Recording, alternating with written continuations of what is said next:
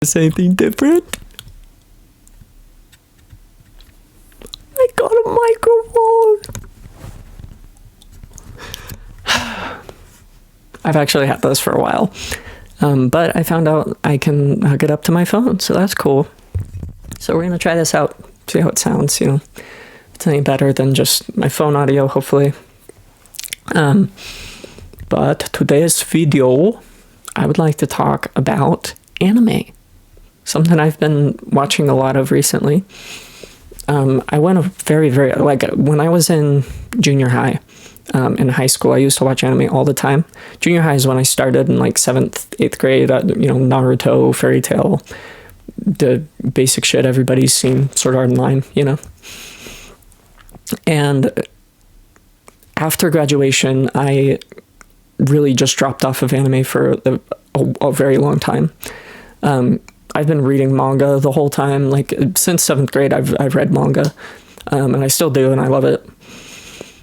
But when it came to actually watching anime, I wasn't really doing that very much. I didn't really have a means to, but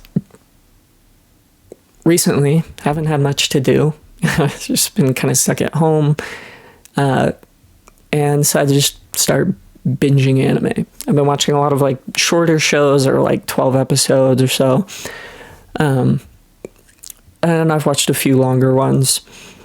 And today I'm just going to talk about some of the ones I've seen recently and kind of share my thoughts and whether or not I think they're worth watching, and if they're any good. The most recent one that I watched, I've been kind of on this kick of comedy, specifically comedy with overpowered main characters. I just think it's a very fun trope. You just get to see somebody who's just super powerful, just have fun. It's just satire. And those ones tend to be really funny because they don't take themselves seriously. But the most recent one I watched is The Daily Life of the Immortal King. It's super funny. This kid, ever since he was born, he's just been super powerful. If you've seen Disastrous Life of Psyche K, it's pretty damn similar to that. But he goes to this school, and there's magic and stuff and demons, all that, and he fights them, and he's very, very overpowered, just absurdly overpowered. He can do basically anything. But he doesn't want recognition, and he just wants to live a plain, normal, boring life. He's obsessed with crunchy noodles because he can't actually taste the flavor of anything, so he likes the texture. And it's a very enjoyable one, very satirical, makes a lot of references to other anime and stuff, which is something I really enjoy, especially when it's kind of done in a comedic fashion. But another one, now bit of a preface, I tend to avoid fan service-y shows. It's just not for me. I don't like it, and a lot of times it's done in a way that's really tasteless and kind of creepy and weird. And I hate harems. I don't like it. But there is one show that I watched recently called The 100 Girlfriends Who Really, Really, Really, Really Love You, or something like that. It's so funny. And it's got a main character, right? Because most of the time in those sorts of animes, the main character is a piece of shit and just terrible person. Konosuba is one that I started watching a couple days ago. It was funny, very funny, but there's some scenes in there that are just made me really uncomfortable, and I was I cannot keep watching this. It's just gross, and I very quickly started to dislike the main character.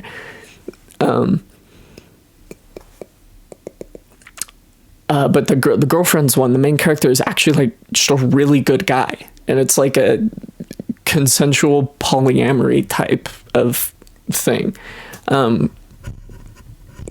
Not super comfortable with some of the character choices.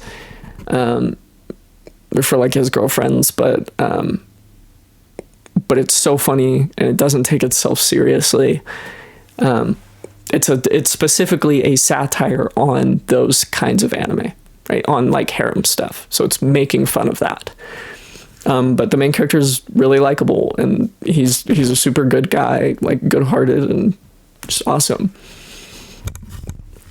Then I watched one called Demon Lord 2099. That one is really funny. It's about a demon lord who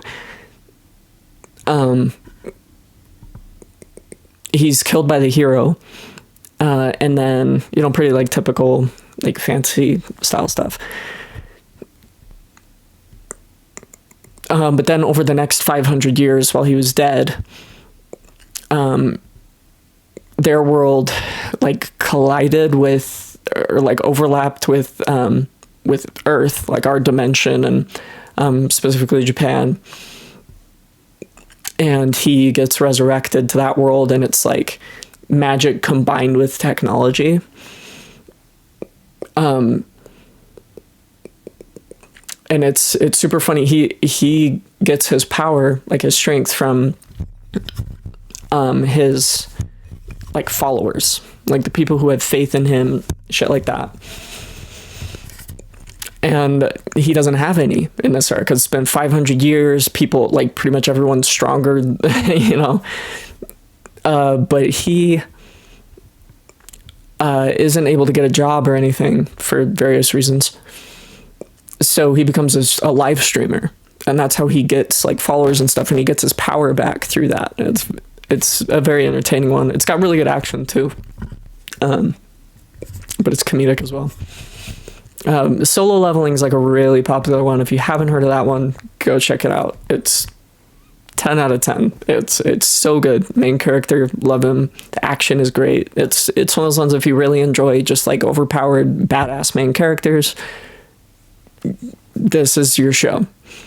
Very, very good. The animation is gorgeous, just stunning. That's when I read the manhwa for, back when it was still coming out.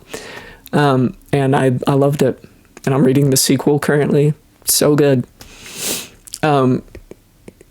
Then this one does not have very many episodes out. I've only been watching dubbed stuff because I like to do things while I'm watching, and kind of have it in the background. I was expecting this one to be an isekai, which, if you don't know what that is, it's like you die and you're transported to another world, or you're just transported to another world. But it's not. This one's called I May Be a Guild Receptionist, but I'll solo any boss to clock out on time.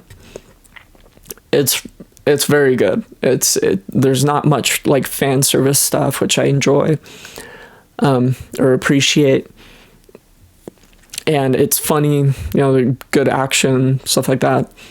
But it's about this guild receptionist who is constantly working overtime because people are dying to bosses or being unable to beat them and shit. So she decides to, she gets like this overpowered ability, and she goes and she just kills the bosses herself. So she doesn't have as much work to do. It's very good. And they've been kind of sprinkling in a little bit of like romantic elements with the main character and another like a love interest, but I don't know how that's gonna go. And Dragon Ball Daima, which Akira Toriyama's final work before he died. It's gorgeous. It's really just a fun, like enjoyable option. It kind of feels like old school Dragon Ball in a lot of ways, like with the action of newer Dragon Ball, like Dragon Ball Super. And it introduces some really cool like fan service stuff in terms of like transformations and shit that we wanted to see in canon. But that's a good one. If you haven't checked that out. Dr. Stone is another one that I have been watching. I read the manga originally years ago, but I stopped at a certain point because I was just not really feeling it. It felt kind of repetitive. but then I started watching the anime, and it's very good. I really like it. It's also very educational. Like, he talks about how a lot of scientific inventions work and shit like that, and how they make things, and it was really enjoyable. I really liked it. And that one's still ongoing, so it's like season 4. It's really good. I highly recommend that one. Honey Lemon Soda is I've been loving romance anime a lot recently. Honey Lemon Soda is one of those ones. It's very, very good. The main character, I don't know, it's pretty stereotypical in that sense of like, shy girl meets like guy that kind of brings her out of her shell sort of thing. There are moments in it that kind of, I'm like, I mean, she feels a little like we're just kind of doing the same thing. Like, she's not really learning. But also, like, she's very clearly traumatized and shit, so, like, I get it. But from, like, an outside observer standpoint, it's like, girl, get over it. But in reality, it's not that simple. I watched Noragami, finally. That one came out in, like, I don't know, 2011, maybe sooner. That one was really good. Very enjoyable. I don't know. There's not, like... The plot isn't super complex, and there's a lot of story elements that don't get super well explained, but it's just a nice one to watch. It's similar if you enjoy stuff like Samurai Champloo or Cowboy Bebop, where it's just kind of vibey and you're just enjoyable characters getting up to antics. It's fun. Skeleton Knight, Another World, very enjoyable, very funny. Very good action. I really like the main character. There's a lot of fan service in that one in terms of like, alarm. In terms of like just big booby women, which it's anime. It's just kind of hard to find something without that. Your Name, I finally watched that, a movie. Very good. A little frustrating, like the ending, a little kind of frustrating, but it's very beautiful, very well done. Kiss Him Not Me, holy shit. Probably not my favorite romance I've seen. One of my favorite romances I've seen recently. It's about this girl. She starts off like very overweight and just kind of like basic, I don't know how to explain it. But the whole thing is that she's like very overweight, and then she's very like obsessed with like boy love manga and anime and like video games and shit. And one of her ships or something like that, one of the characters she really liked, like ends up falling through or something, and she becomes depressed and doesn't eat anything for a week, and then she comes out and she's like looks like an entirely different person, and she goes to school and nobody recognizes her, and they're like, who's it? Like, she's hot and just looks very, very different. Which I don't love that premise of like, oh, ugly, like they're chubby and they're ugly and like not likable, and then they become skinny and everybody likes them suddenly and they're hot and all that. That is kind of like, a lot of people experience that, where a lot of people have those biases and stuff, but sorry, that's a tangent for another time. But there's like 4 guys that end up falling in love with her and trying to date her and shit. And then one girl, who's also obsessed with boy love manga. Which if you don't know what that is, it's just gay. Yaoi, whatever you want to call it. And she wants them to be in love with each other, not her. She's like, no, like, no, why are you trying to kiss me and go out with me? Like, no, go out with each other, fall in love with each other. And it's super funny, and I relate to it very heavily, because I'm like, I'm her. I'm the type of person where it's like, no, don't like me. I want you to like each other, and then I'm gonna obsess over it. That's just how I am. I don't know. I'm a pretty I'm asexual and stuff like that, and possibly aromantic. I haven't really figured that out yet. I'm still exploring that, but I relate to it heavily, and it was, oh my god, it was so funny and very enjoyable. Let's see, what's another one I watched recently? Darling in the Franxx. Holy cow. Wow, I really liked Darling in the Franxx. I heard a lot of bad things about the ending for that one. I liked it. I don't know. I thought it was perfectly fine. I think it's a very beautiful show. Like, it's very, very good. There's fan service in that one. Like a good amount, and I didn't love that, but it's one of those ones where it's very easy to overlook, because the story was just so good, and the characters were so awesome, and it was so unique, and I love the animation too. Very good, very give me a similar feel to like watching Kill La Kill, or what's the Gurren Lagann. Which are both very enjoyable, very fan service heavy, especially Kill La Kill.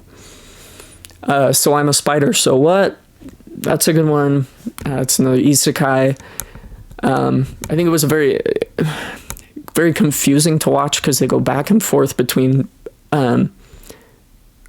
like what happened, or like, I don't know. They go back and forth between certain characters and other characters, and they don't really tell you that it's like a different time. Like they're going back and forth between future and past and shit, and they don't really explain that. It's very confusing, but it's a very enjoyable show. I liked it. It was a good, like, I don't know, it was a good background show to throw on while I was, playing Pokemon or something. Tokyo Revengers, that was another very good one. Really enjoyed that one. I'm waiting for the next season because I really enjoyed it. It's a very interesting concept. I don't like the main character at all. I just hate him. He's so annoying. He like, it's like he'll have these moments where like his character changes, or like he has like this big like aha moment sort of thing, and then the next episode is just gone. Like it didn't even happen. Like it's next time he has some big issue, it's suddenly he's back to being a wuss, and it's like, okay, like no character growth. But everything else about it is great. Loved everything else. Oh my god, I've been reading My Hero since like day one, or at least very early on, and loved it. I mean, it's so good, and it's one of those shows that you really have to watch all the way through to appreciate the entirety of it. Like the early stuff becomes more impactful as you watch, and they add more context or like character growth. Like Bakugo goes through some major character growth, and it's so cool to see. He's such a great character. Or like Endeavor, really cool story arc with that. And the most recent season 7, I wept. I cried like a baby child. It was so heart-wrenching, dude. It's so hard to watch. Let me reword that. It's not hard to watch. It's beautiful. Wonderful story. Love it. Wonder Egg Priority. That's another one that doesn't look like it's going to be continued because it had a lot of, from what I've heard, it didn't do well in Japan. There's a lot of mentions of like suicide, is a very big theme in it. So basically, let me explain the premise. There's like a group of girls who find this like, I don't know, like vending machine thing that gives them these eggs, and when the eggs hatch, it becomes a girl, usually like a school girl, which they're all around that age. and the person who cracked open the egg has to help this person resolve their trauma that, like, before they died. And there, it touches on a lot of stuff. Like, there's one with a girl who was like, who was molested on a train, or somebody who was felt pressured by their coach to do, like, to excel, and they couldn't. It touches on so many, like, it's very, very touchy. Like, if you, like, it's definitely when you put a major trigger warning on, because it's very dark, like, very dark themes, but beautiful, very well done. The animation's incredible. Holy cow, it's incredible. I'm going to talk about a few more, just very quickly. I'm getting short on time, but Ancient Magus Bride, very good. Very, very good romance story. It's very, like, Beauty and the Beast-esque, and I really enjoy it. Tower of God, very, very interesting and unique story. I mean, the climbing the tower thing is, like, pretty overdid at this point. Like, it's a pretty big trope, especially in Korean and Chinese manhwa, like, comics. But it's very good. I really like the main character. Let's see. My Love Story with Yamada-kun at level 999. That was also a really good one. It's a girl, like, gets broken up with by her boyfriend for somebody that he met on a video game that he tried to get her to play. So after they break up, she starts playing the game, and she meets one of the most famous players, like, just really good player, but he's just totally shut in, like, very awkward, definitely autistic coded. Like, he's just not socially, I don't know, very reserved. And they end up falling in love, and it's so cute. I love it. Then my favorite, possibly by far, romance that I have watched recently is A Sign of Affection. Holy cow. It's about a deaf girl. If you've seen, like, A Silent Voice, it's kind of similar to that, but the main guy, like, the love interest, very different. Holy cow, he is everything. I, like, holy shit. If I were to have a boyfriend, I wanted to be like him. Like, he's amazing. And some of the lines in it were like, made my fucking heart flutter, dude. He's not real. Life's not fair. But it was so good. It was so good. I love him so much. It's such a good show. My dear friend Nokotan, hilarious. Have you seen, like, Nichijou? It's very similar to that. It's so funny. So funny. It's just a completely satire about this girl who's like a deer, and it is unhinged as hell. Like, it's just crazy shit happening constantly, and it's so funny. I love it. Love it to death. That's probably the last one I'm going to talk about today. I mean, I've seen plenty in the past, like, year. I've just had so much time to watch anime. So yeah, that's what I've been up to. And then a couple short updates for the channel. I've been making a list of, like, goals of some things I want to stream once I get that up and going. I just need to figure out how to do that on, like, with my PS5 and, like, using my mic and shit. Like, I'm not quite sure how to make all that work. I'm trying to look into, like, an Elgato capture card. See if maybe that will kind of fix that issue. But I want to do, like, I've mentioned before, like, a Skyrim 100% playthrough. And I also really want to play through every single, like, traditional, like, gameplay style Pokemon game. So anything with, like, that basic, like, battle style, you know. So it'll be all the main series games, and then, like Colosseum, XD Gale of Darkness, stuff like that, but not like Mystery Dungeon or Rumble or that sort of, like, spin-off game. Though and maybe in the future I'll do those. But I'm gonna play through all those and then rank them. in different like categories of like characters and antagonist, story, Pokedex, gameplay, stuff like that, music.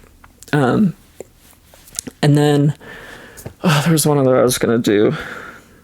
I can't remember off the top of my head, but I'll keep you guys posted. Thank you for watching. If you watched this far, appreciate you. Leave a comment, let me know what sort of changes you'd like to see, or any suggestions or improvements I can make. Leave a like if you enjoyed it. Share with your friends and stuff. It goes a long way. Do all the algorithm stuff. I love you guys. See you later.